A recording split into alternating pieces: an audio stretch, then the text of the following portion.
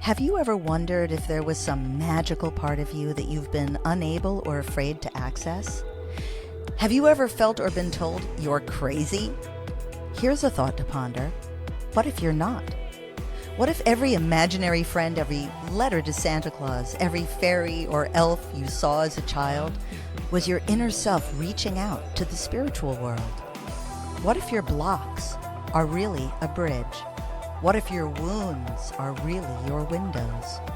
What if all your anxiety and your trauma are there to elevate you to something greater than yourself? I'm here to tell you, you're not crazy, you're connected. Hear from the rock stars of the New Age world about that moment when they stepped into their power and how you can step into yours too. Here on Crazy Connected with your host, Bridget LeRoy. Welcome to this episode of Crazy Connected. I'm your host, Bridget LeRoy. I have an absolutely fascinating guest. I say that every time now, but we really do. Jo Figueras, and I know I'm not saying her name right. We just went over this, but I've had the joy of actually working with her. She was gifted to me actually as a Christmas gift by my sister for a soul contract for my husband and I. Jo is a coach. She's a jewelry designer. She's a podcaster. We could have like 4 Jo episodes, but we're only having one.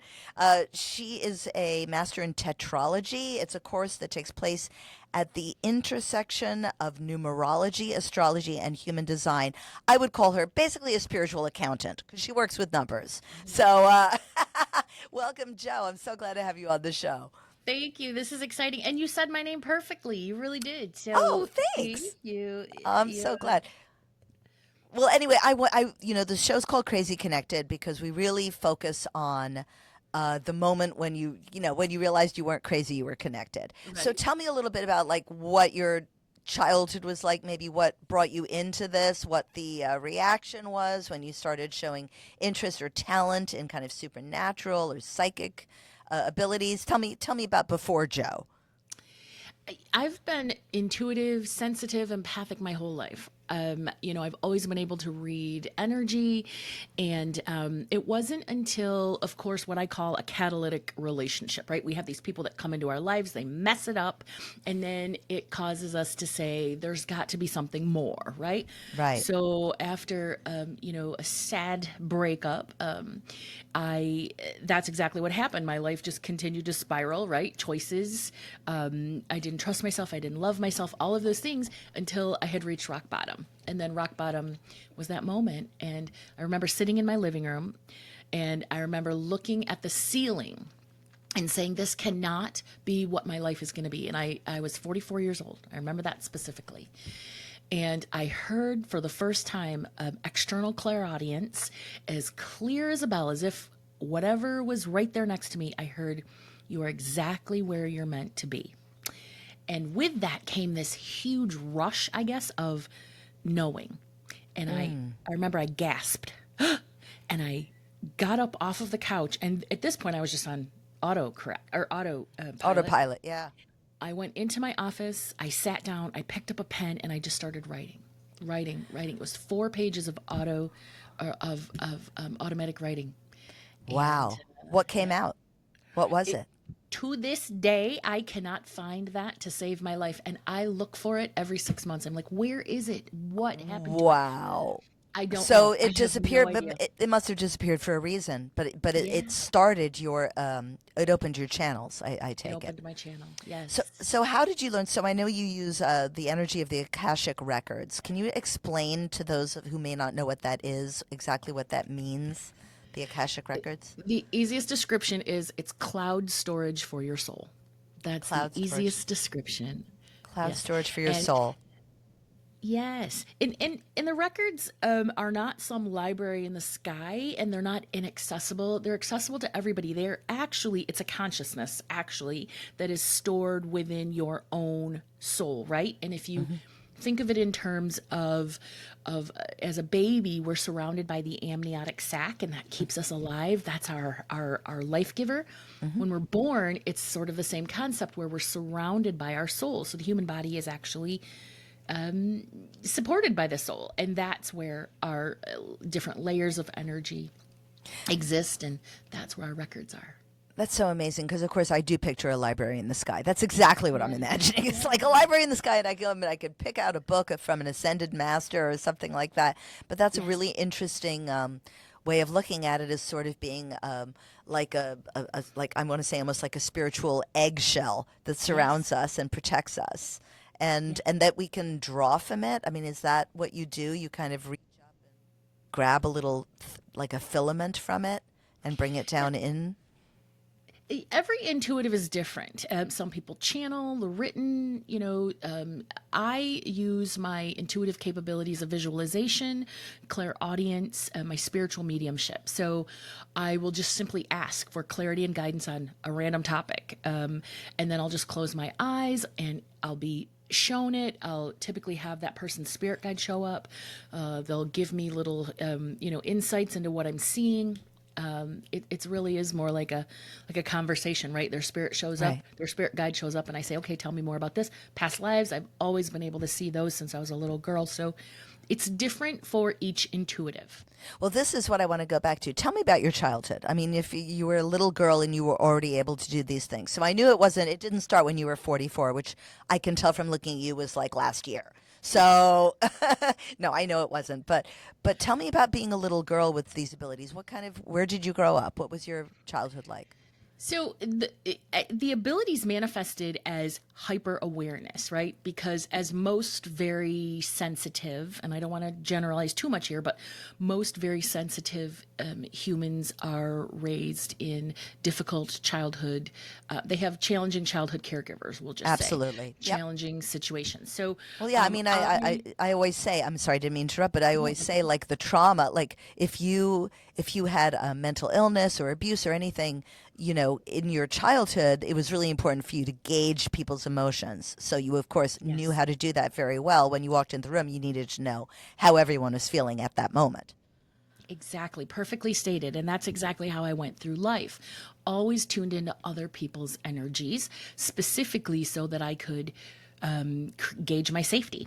I didn't really realize, like, I knew I was an empath, but I didn't really realize what I was doing because I had so much trauma.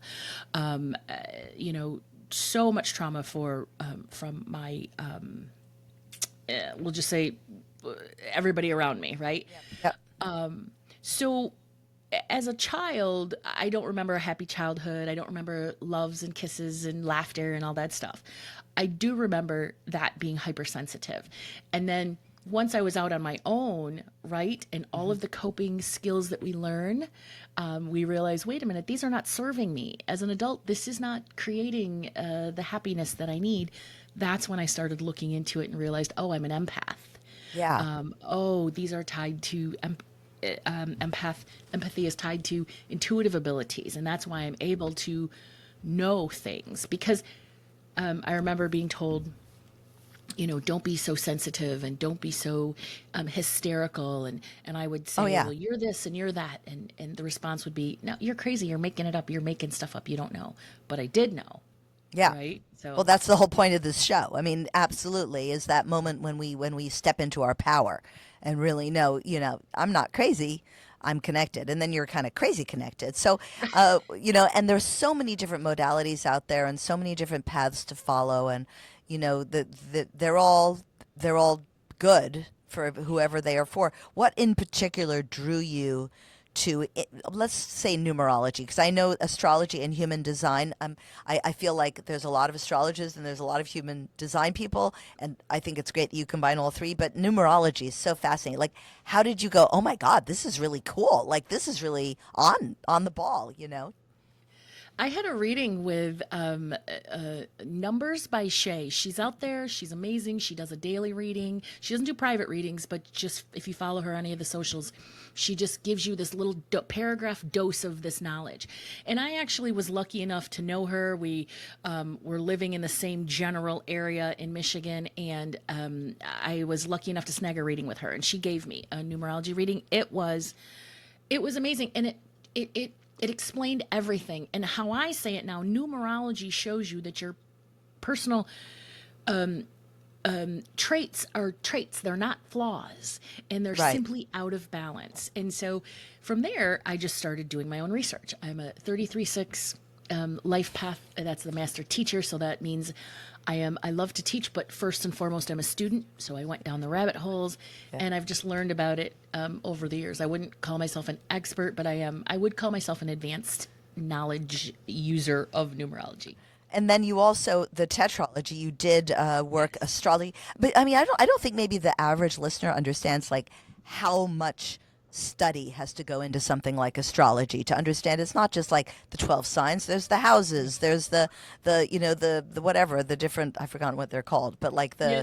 the secondary planets and the signs, like the lines between them and all the things you have to know. The what are they called? Like what are they called? Not polyps. That's the wrong thing, but they're like little nodules, Oh, nodules, the nodules. nodes. Yes, the nodes. I'm obsessed with the Polyps are what nodes. guys get on their prostate. Right. I didn't mean polyps. I meant nodules. That's the astrology. But there's so much knowledge that goes into that. So much knowledge that goes into numerology. So much knowledge that goes into human design. And you combine the three of them for people and formulate these Yes, soul contracts. Is that what it is? yes, yes, So yes. so tell me a Several little bit years about ago, that. Yeah. several years ago, I remember I said to Spirit, I was like, I'm tired of being a teacher. I want to learn something.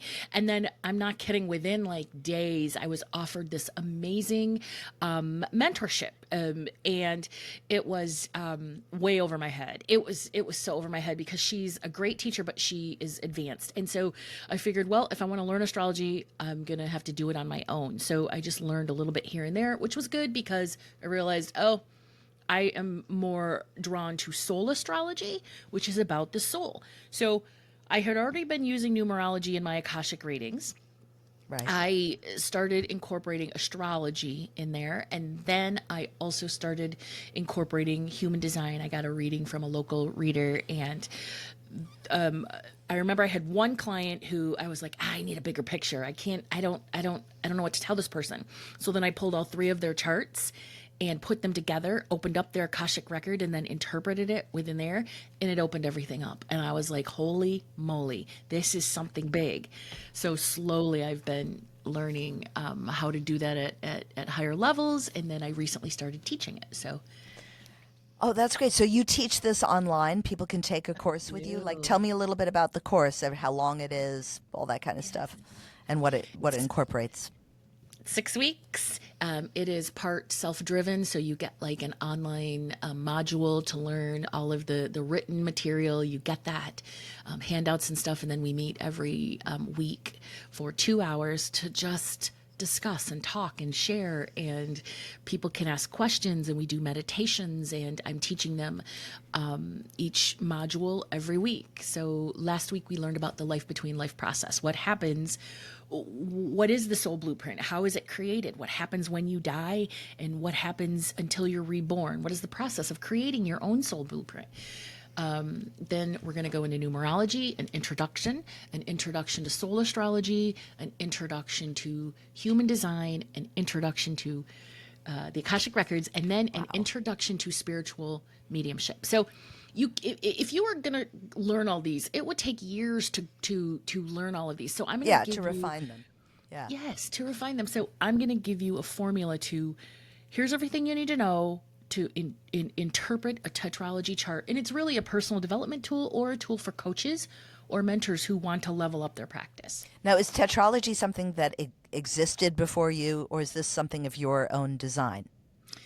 The word is, I believe, it means four things coming together, and it's used most, I guess, purposefully in like the opera world. A tetralogy opera is four different singers or four different topics coming together, and I loved the word, a Greek word. And I thought taking these four modalities, numerology, astrology, human design, and the Akashic Records, and calling it spiritual tetralogy, it just felt good to me. So, what were you doing, like, in real life before you kind of got struck on the head with all of this? What was your what was your job, basically? What was your career path? I was in marketing and PR in the corporate world, event Wow. planning. So it served me well. It has served me well with the marketing and the PR and the event planning. But Yeah. yeah, it was a creative role, administrative role. I did like it. I enjoyed it, but I was like, okay, I can't do this anymore. I'm done. Yeah, yeah, that's amazing. So you started this, you started down this path, but you have several different paths, a tetralogy, if you will, of paths, because you Yeah. also because you also have spiritual jewelry as well. Can you tell us a little bit about that, and then we'll move on to, of course, your podcast. But tell me first about the jewelry, because it's gorgeous, and of course it's all planetary, or it just feels really spiritual. Oh, thank you. In 2019, I took a metalsmithing course just to make a bezel set ring, and it changed everything for me. And I walked out of there with like $200 worth of materials in order to do this on my own. And then that was 2019, like the end of 2019. And then in 2020, of course, COVID hit, right? And I owned a Right. studio, and I could no longer have people in my studio.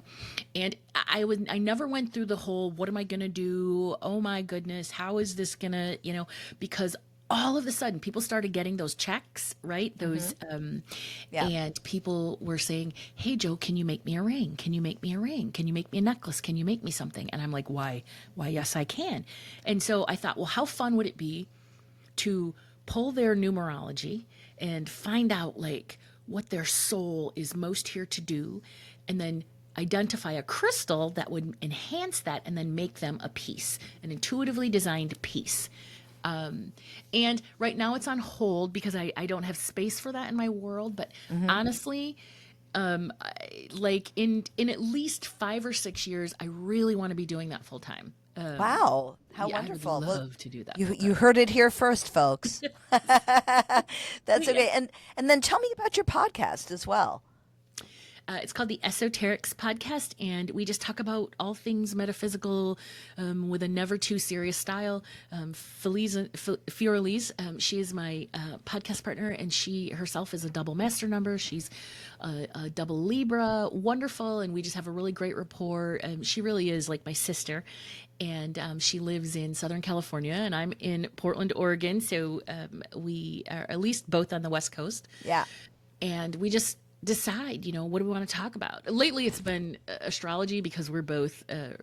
She's been doing it longer than I have, but we both love the astrology. But we're on a break right now. We'll be back I believe we start recording our first episode again in February.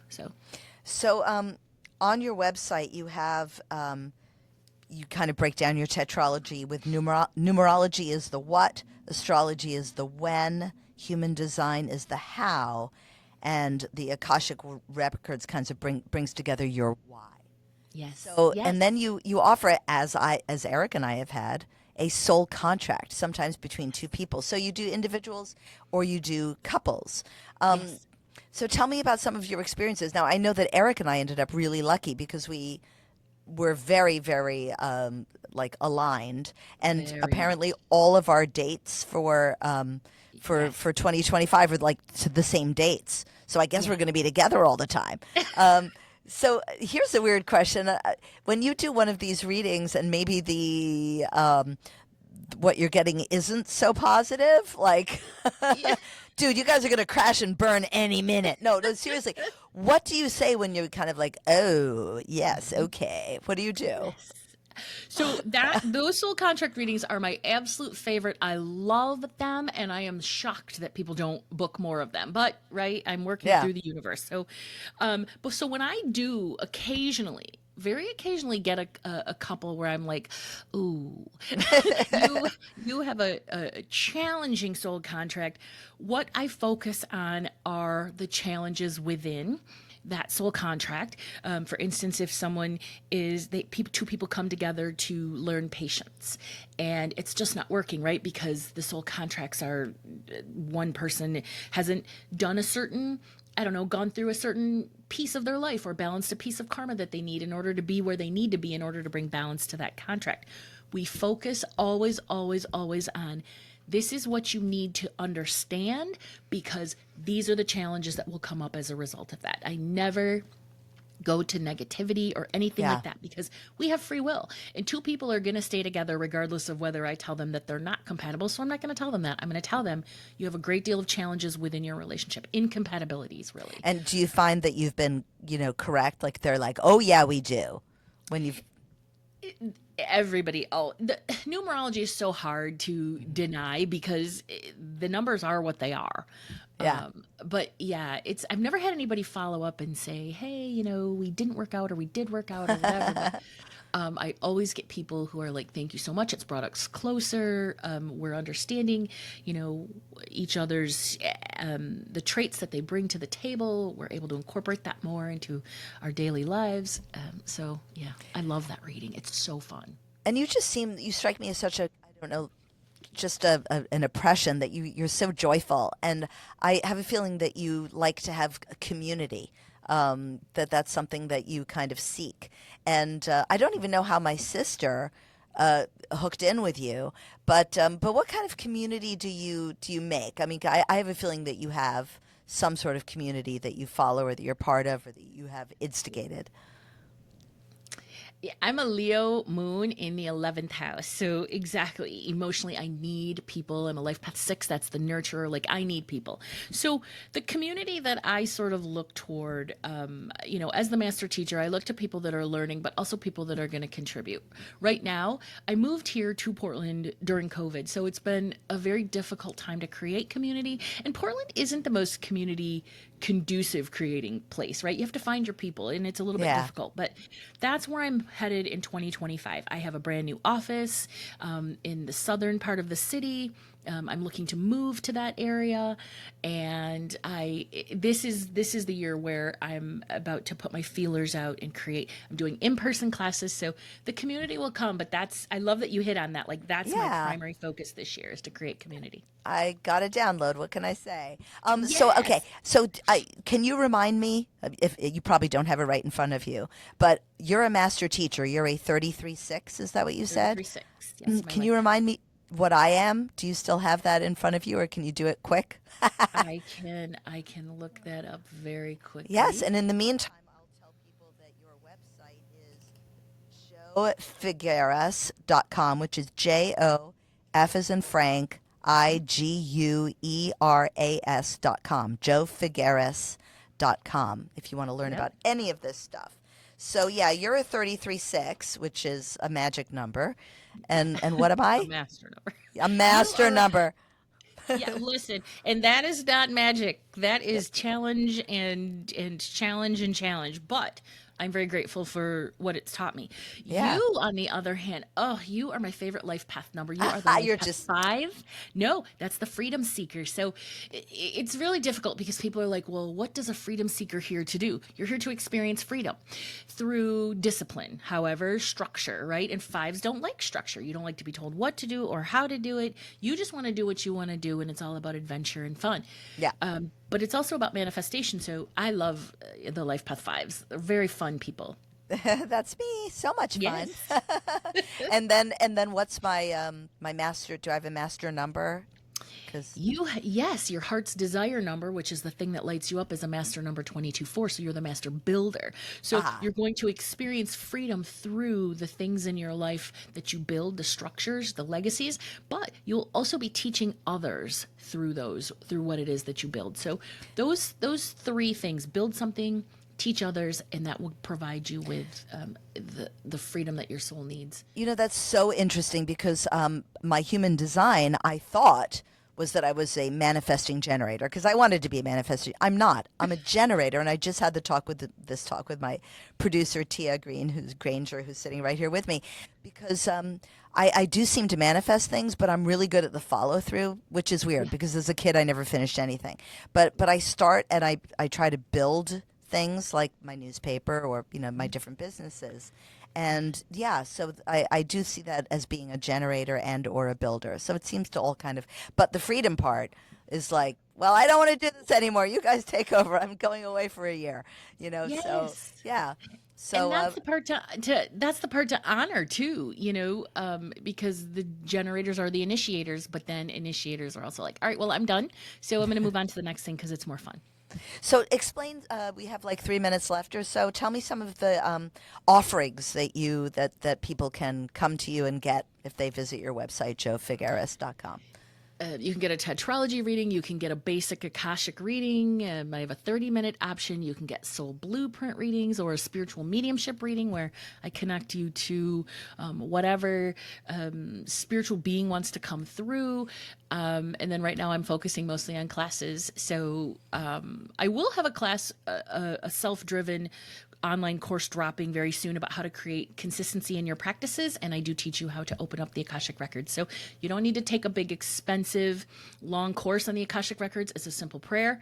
There's no gatekeeping. And I am on a mission to make the Akashic Records accessible to everybody. That's great. Those are some of the things.